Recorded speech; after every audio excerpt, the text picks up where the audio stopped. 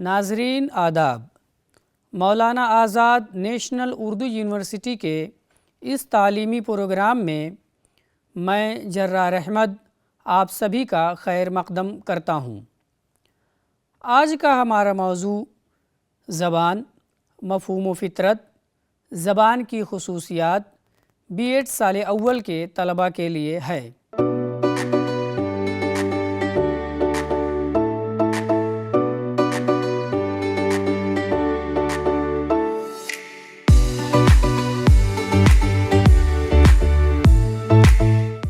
اردو زبان کا شمار آج دنیا کی بڑی زبانوں میں ہوتا ہے، اور آج ہندوستان، پاکستان اور اسلامی ممالک کے علاوہ بہت سے دوسرے ممالک میں بھی اردو بولی اور پڑھی جاتی ہے۔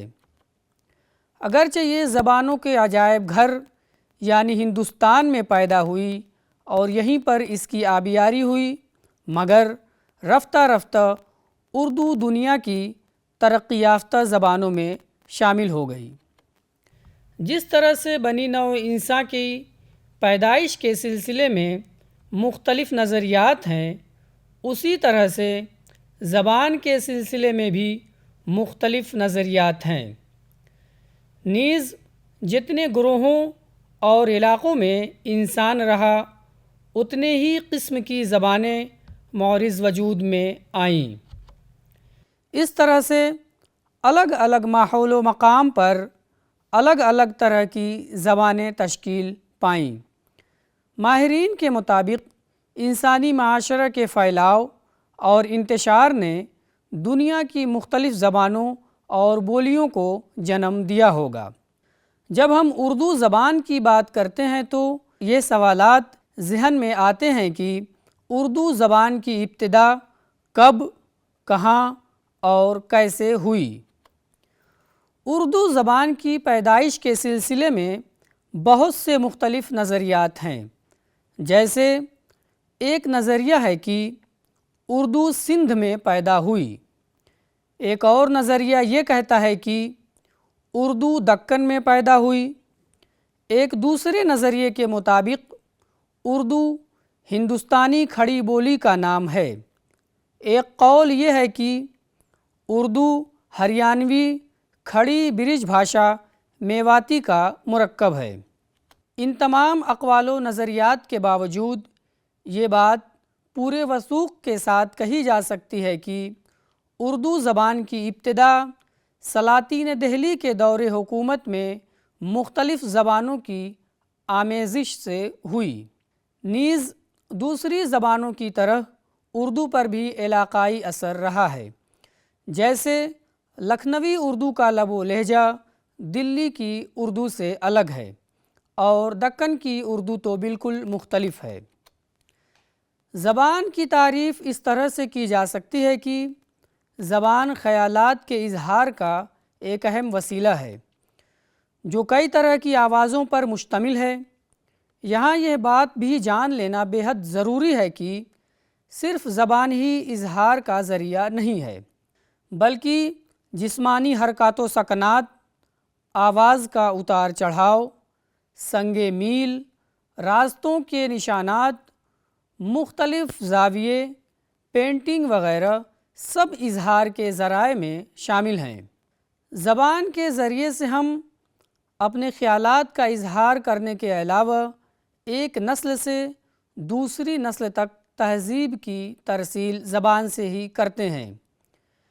ایک مصنوعی زبان بھی ہوتی ہے، جیسے جاوا اور C+ وغیرہ، لیکن جب یہاں پر زبان کی بات کی جاتی ہے تو اس سے مراد ایسی زبان ہوتی ہے جو انسان بولتا ہے، جس میں اپنے خیالات کا اظہار کرتا ہے، پیغامات کی ترسیل کرتا ہے، معلومات کا تبادلہ کرتا ہے۔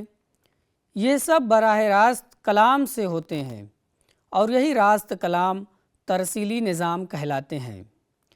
یہ انسان ہی ہے جس کے پاس ترسیل کا ایک پورا نظام ہے، جبکہ انسان کے علاوہ دوسرے تمام جاندار کا انحصار غیر ترسیلی نظام پر ہے، اور وہ اپنے پیغام کی ترسیل کے لیے چیخ و پکار یا مختلف اقسام کی آوازوں، اشاروں کا استعمال کرتے ہیں۔ اس لیے یہ کہا جا سکتا ہے کہ زبان انسانوں کی ملکیت اور جاگیر ہے۔ اردو زبان کی ایک خاص بات یہ ہے کہ اس میں مختلف زبانوں جیسے عربی، فارسی، سنسکرت، ہندی، انگریزی اور بہت سی دوسری زبانوں کے الفاظ شامل ہیں۔ شاید اسی وجہ سے یہ زبان متفرق آوازوں کی ادائیگی پر قادر ہے۔ اردو زبان کو ہندوستان کی مشترکہ تہذیب کا علمبردار ہونے کا شرف حاصل ہے۔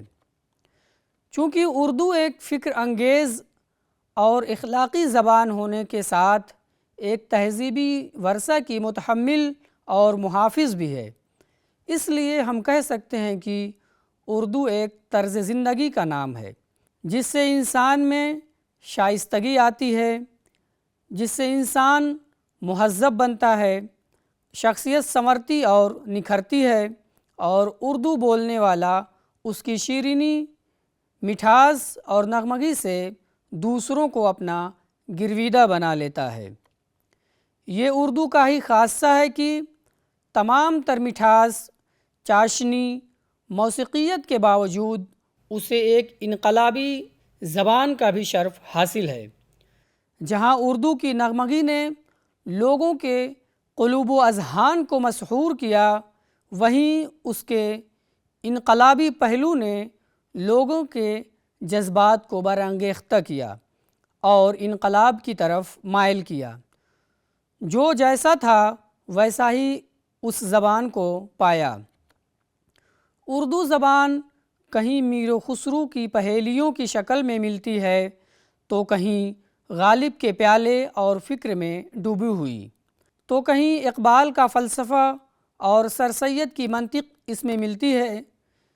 یہ اردو کی ہی خاصیت ہے کہ ہر رنگ ہر ماحول میں ڈھل جاتی ہے اور ہر کوئی شعوری یا غیر شعوری طور سے اسے اپنا لیتا ہے۔ نہ صرف اپناتا ہے بلکہ روزمرہ کی زندگی میں اس کا استعمال بھی کرتا ہے۔ یہاں یہ بات بھی جان لینا بہت ضروری ہے کہ کوئی بھی زبان موروثی نہیں ہوتی ہے اور نہ ہی نطق وراثت میں ملتا ہے، بلکہ یہ ماحول کی دین ہوتا ہے۔ یہ زبان کی خصوصیت ہے کہ انسان جس ماحول میں رہتا ہے اسی کی زبان بولنے لگتا ہے۔ علاقے اور مقام کے علاوہ طبقات اور جنس کی بنا پر بھی زبان کی درجہ بندی کی گئی ہے۔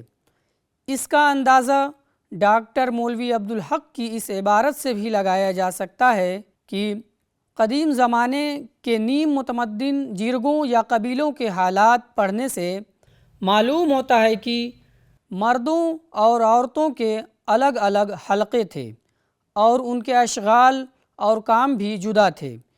اس وجہ سے ان کی بولیوں میں بھی فرق پیدا ہو گیا۔ اس قول سے آپ کو یہ بات سمجھ میں آ گئی ہوگی کہ ایک ہی قبیلے میں رہنے کے باوجود مردوں کی زبان الگ اور عورتوں کی زبان ان کے کام اور اشغال کی وجہ سے جدا تھی۔ پروفیسر عبدالستار دلوی کہتے ہیں کہ عورتوں کی زبان نہ صرف الفاظ، ضرب الامثال اور محاورات میں مردوں کی زبان سے مختلف ہوتی ہے، بلکہ ان کا لہجہ دلنشیں اور نرم ہوتا ہے، اور اس طرح عورتوں کی زبان کا واضح فرق کانوں کو محسوس ہوتا ہے۔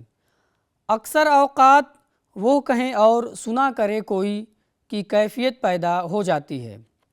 جس ماحول میں آپ رہیں گے اسی ماحول کی زبان کے الفاظ آپ کی زبان سے ادا ہوں گے، حتیٰ کہ اگر آپ کسی دوسری زبان کے ماحول میں زیادہ دنوں تک رہ گئے تو عین ممکن ہے کہ آپ اپنی مادری زبان بھی بھول جائیں یا پھر اسے بولنے میں دقت محسوس کریں۔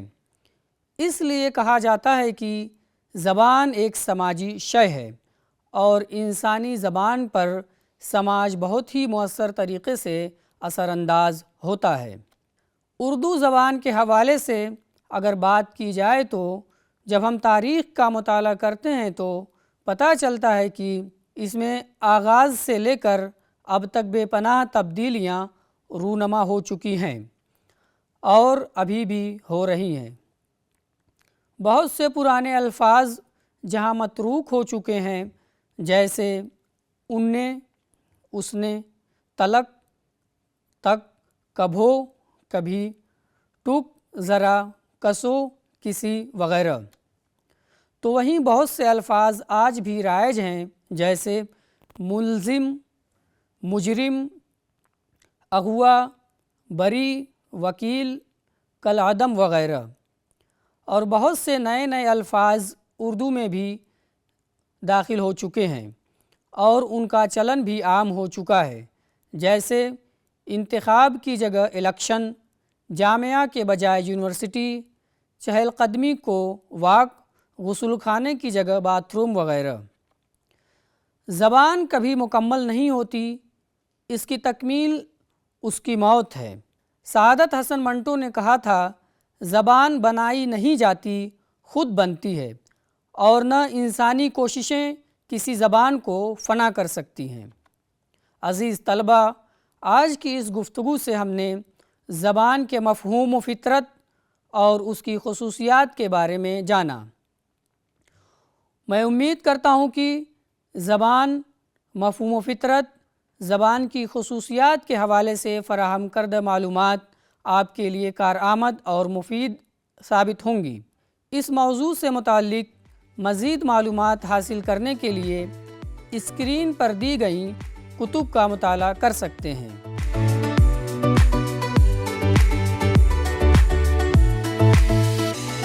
آپ اس پتے پر ہم سے رابطہ بھی کر سکتے ہیں۔ عزیز طلبہ، آج کے اس سبق میں بس اتنا ہی۔ پھر کسی نئے عنوان کے ساتھ حاضر ہوں گے، تب تک کے لیے دیجیے اجازت۔ آداب۔